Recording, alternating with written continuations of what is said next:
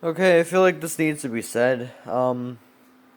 Apparently, our nation's capital is under siege by a bunch of booglarkers and people drunk on White Claws and a whole bunch of people that are all gung ho all the time and don't realize that maybe asking questions first and doing research is better than just going off of their base knowledge of whatever the hell they heard about on Facebook and then deem that as their religious fact text that is 100% factual in their mind when it's just a bunch of bullshit.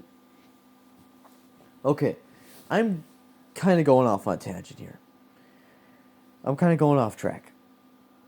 Apparently, there's a lot of people outside of our nation's capital that are really angry at the fact that somebody just won an election like a regular human being instead of bullshit their way through everything. So, basically, um, yeah, I'm not gonna say any specific names just because I don't really feel like it. But, yeah, so another person's elected into office, and now all of a sudden the person that loses is being a very bad sport about it. And now they instigate a riot and then completely leave. Like when somebody throws a goddamn grenade in the middle of a friendly lobby in TF2, or like it blows up the lobby and then leaves. Or like in GTA 5, when someone freaking kills you to get the last laugh and then they freaking leave and then you can't get them back or you can't even fix what's been done. My point is that straight up, this person that is still technically the president of the United States until the next person is sworn into office that has recently been elected, yeah, they technically still are president, instigated a riot on our nation's capital with an entire military army standing out front on the goddamn steps. This is the type of shit that you normally see in like raiding the White House movies of terrorists and stuff. No, no, no. This is real life. Okay. Now I know things happen, but damn. These rioters have seen a little too much of Olympus Has Fallen, and then they kind of fell themselves while being drunk on White Claws and reaching for, God knows what type of AR-15 that they've got stocked with whatever type of shit attachments they got. Point is, there's a lot of angry people in that crowd, and lots of them tried getting into the White House, and some of them succeeded, and they got shot.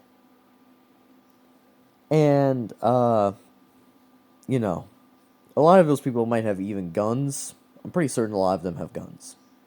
Because truckers, Confederate flags, hanging nooses, and being really pissed off while buzzed on some cheap beer normally also comes with guns. I call it the redneck special. It's not entirely for rednecks either, but it's normally commonly associated with that trope across many countries, including our own. I'm just gonna keep calling it the redneck special.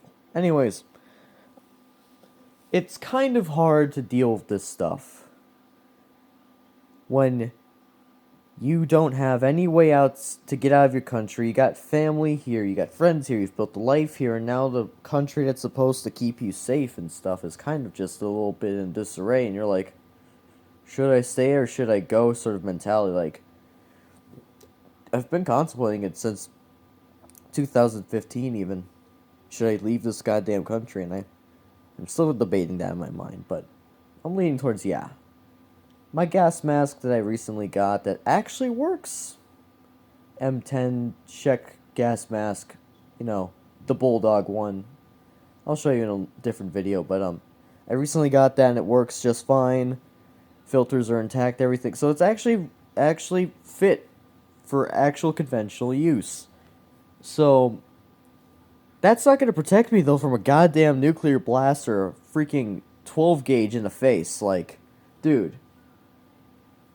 I'm not gonna lie, I'm concerned for our country. I'm concerned for my country. I don't know where you guys are viewing my video, but the United States is in disarray.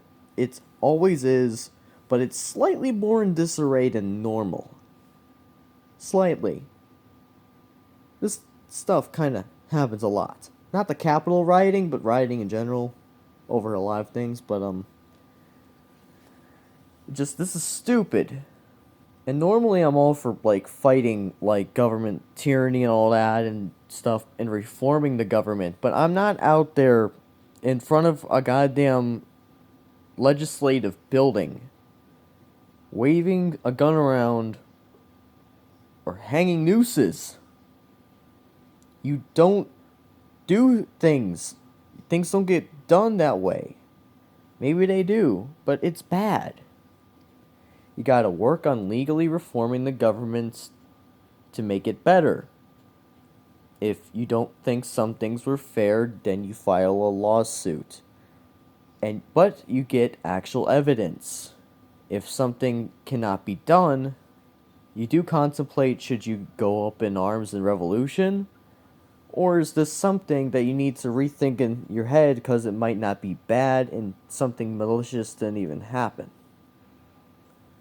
Now, for example, if the president was deemed president for life, like certain countries, or if there was an actual coup, I'd be all for reclaiming the United States and putting it back the way it was and ousting, like, the oppressors from power. But this is literally just a legitimate election that legitimately got somebody elected using the system how it was meant to be used. And I think actually the person that has been elected recently actually has potential. They seem like a decent person. You know, politicians lie and they're good at lying sometimes, but it's better to give them a chance. And I think with everything that's going on, it's really sad that a decent person like that got elected at a time when the country is not decent itself. It's like a prostitute putting on some really expensive makeup and not looking skanky, but the rest of her outfit looks like shit. Now, sorry for the analogy. I know that must have been really weird to hear from me, but I'm concerned. I gotta go, phone memory and all. Good luck, guys. See you in the apocalypse. Bye.